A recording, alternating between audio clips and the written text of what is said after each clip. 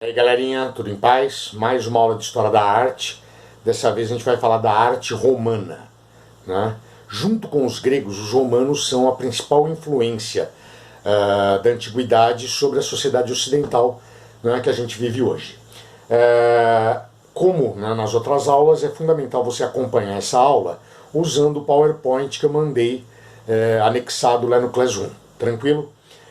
Então logo de cara você vê um mapa do Império Romano. Né? Foi um dos maiores impérios da antiguidade. Então eles dominaram toda a Europa, né? Dominaram o Oriente Médio, dominaram o norte da África. O mar Mediterrâneo, né, virou um mar romano, né? E era a principal forma de ligação entre as diversas partes do Império.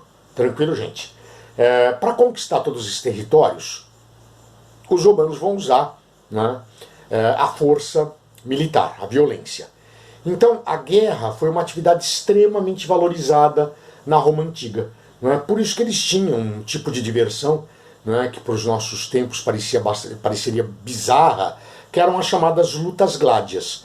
Não é? Em todo o Império Romano você vai ter arenas onde gladiadores, não é, lutavam até a morte. Essa era uma forma de valorizar a guerra, não é? De incutir na cabeça dos romanos que a guerra fazia parte da sua natureza.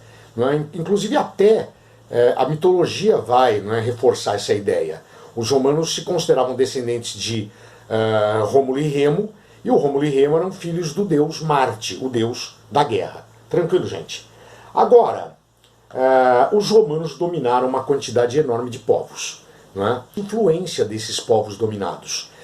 Grande parte da arte, da cultura romana, nada mais é do que, não é, a cópia da arte desses povos. Eles sofreram duas influências fundamentais. Uma delas, dos etruscos, que é um povo que viveu onde hoje é a Península Itálica. Não é? E influência dos gregos. Tá? A cultura grega chega até nós, a arte grega chega até nós, graças aos romanos. Não é? Eles vão ser grandes admiradores da arte grega, e eles preservam essa arte grega. Não é? Demais, os romanos não foram muito criativos na arte. Não é? A arte deles era extremamente realista e, não é, voltada à praticidade. Não é? Então você não tem grandes novidades, não é, na arte grega. Você vê uma imagem aí de uma construção antiga dos romanos, não é? Que é o templo de Diana. Você vai ver uma imagem de como é que ele era na antiguidade, não é? Isso aqui é uma reconstrução, e na imagem seguinte você vê as ruínas desse templo. E você percebe o quê? Você percebe que é muito parecido com os templos gregos, não é? Então você vê colunas no templo inteirinho, não é? Inclusive na parte interna, para sustentar o teto. Não é? Então é uma cópia da arquitetura romana. Mas vai ser justamente na arquitetura que eles vão criar uma novidade. Eu estou mandando aí para vocês um videozinho que mostra como é que os romanos criavam arcos. Essa é a grande novidade dos romanos. Não é? Com esses arcos eles vão ter a possibilidade de construir grandes áreas cobertas sem a necessidade de colunas. Não é? Essa invenção dos gregos, os arcos, não é, vai ter um desdobramento. Não é? Eles vão perceber que eles podiam cruzar vários arcos, não é, como se fossem varetas de um guarda-chuva, e criar abóbodas, não é, grandes cúpulas. Essa invenção grega ela vai se estender, não é, essa técnica grega de arcos e abóbodas vai se estender, não é, por vários séculos. Então, não só na Antiguidade, como em toda a Idade Média, a Idade Moderna, você vai ter cúpulas construídas com essa técnica criada, não é, pelos romanos. Aí você vê uma imagem no PowerPoint de um aqueduto. Não é? O que era um aqueduto? Era uma construção toda formada de arco, você vê, para sustentar uma canaleta. Não é? Então lá em cima, nessa canaleta de cima, você tem água, não é, sendo levada de uma região a outra. Não é? Essa água se deslocava pela gravidade. Não é? Então nessa imagem particularmente, a água atravessa essa canaleta para poder sobrepor, não é, esse vale. O aqueduto, não é? Os aquedutos até hoje, em várias áreas da Europa, se encontra aquedutos romanos. Uma das mais monumentais construções da arquitetura romana foi o Coliseu. né, que era um grande teatro de arena onde aconteciam, né, espetáculos, né, várias lutas de gladiador aconteciam no Coliseu. E no Coliseu você percebe arcos por todo lado. Não é? Você vai dizer, mas tem colunas também, professor. As colunas aí, que são uma criação dos gregos, elas têm apenas uma finalidade decorativa.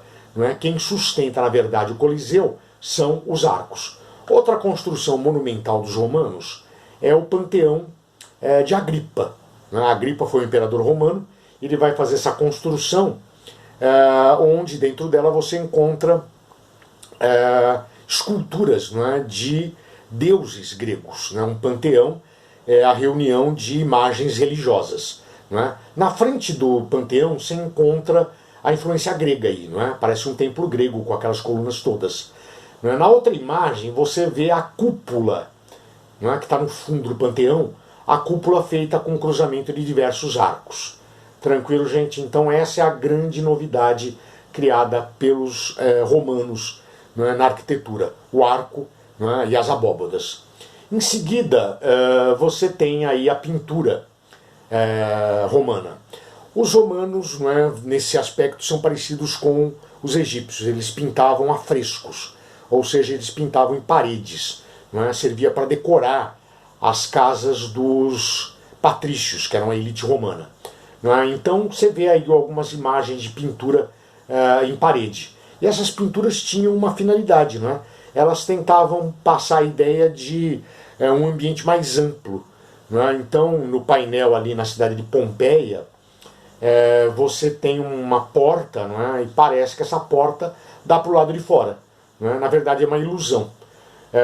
Boa parte da pintura romana nós encontramos em casas nas cidades de Pompeia e Herculano, que são duas cidades que foram preservadas de uma forma trágica. Não é? Essas cidades foram cobertas por cinzas de uma gigantesca erupção, não é, do Vesúvio, não é, que fica lá na Itália. Em seguida nós temos a escultura romana. Não é? A escultura romana vai ter uma característica nova. Não é? A escultura vai ser usada, não é, para a política romana, uma forma de glorificar imperadores e generais romanos. Não é? Então logo de cara você vê uma estátua aí do Otávio Augusto, que foi o primeiro imperador romano, não é? Uma estátua monumental, ela é gigantesca. Não é? Em seguida você vê um busto. Não é? Busto é uma escultura do peito, não é, para cima, do imperador Adriano. Não é? Na próxima imagem você vê a coluna de Marco Aurélio. Marco Aurélio foi um importante general romano. Não é? E essa coluna é um monumento, não é, bastante alto e todo dividido em faixas. Cada faixa você tem, não é, uma série de imagens esculpidas, não é, como você pode ver ali em alto relevo. Não é? Essas imagens mostram batalhas. Não é? Então é um monumento em homenagem às vitórias militares de um general. Então, não é, resumindo a arte romana, em primeiro lugar, não é, eles mais copiaram do que criaram, eles assimilavam a cultura de outros povos. Não é?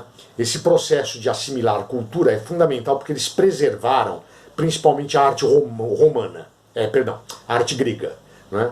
A grande novidade na arte romana está na arquitetura, que foi a invenção do arco e das abóbadas, que permite, não é, amplos espaços fechados, não é, porém sem colunas, não é, para atrapalhar a circulação das pessoas.